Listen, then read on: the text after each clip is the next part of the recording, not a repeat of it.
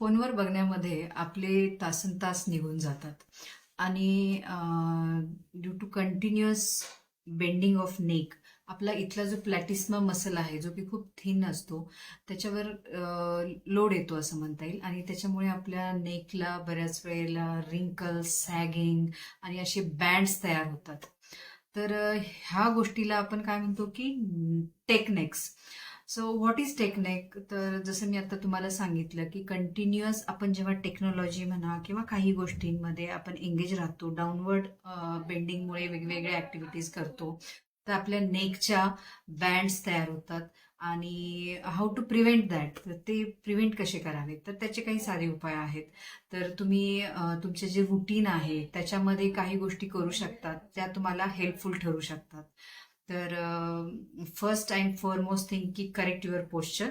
तुमचं backbone straight असावं, तुमचे इयर्स आणि शोल्डर्स अलाइनमेंटमध्ये असावेत. द पोश्चर करेक्शन ही फर्स्ट स्टेप झाली. Second thing you can do is तुमचे फोन्स किंवा वेगवेगळे गॅजेट्स हे आय लेवलला असावेत, त्याच्यामुळे फॉरवर्ड बेंडिंग हे अवॉइड होईल. Third thing, we can apply different moisturizers, creams, serums with the advice of doctors to prevent techniques. आणि fourth thing, what you can do is neck exercises. आपली neck वेगवेगळ्या दिशेने जेव्हा आपण फिरवतो तर तेव्हा हा मसल स्टिफ राहायला मदत होते आणि थोडंसं त्याला स्ट्रेंथ मिळते. अलॉंग विथ ऑल दिस जर फेस योगा प्रॅक्टिसेस पाहिले तर ते पण आपल्याला फायद्याचे ठरतात. There are different face yoga practices आणि आपण ते करू शकतो.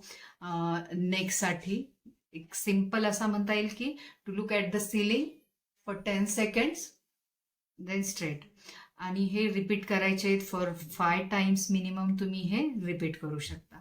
तर जेव्हा आपण ह्या गोष्टी रिपीटेड करतो तेव्हा जे टेक्नॉलॉजीने होणारे डॅमेज आहेत, जे की आपल्याला नेकला डॅमेज करतात, इव्हेंच्युअली आपल्या लोअर फेसलाही डॅमेज करतात, तर ते आपण टाळू शकतो. थँक्यू.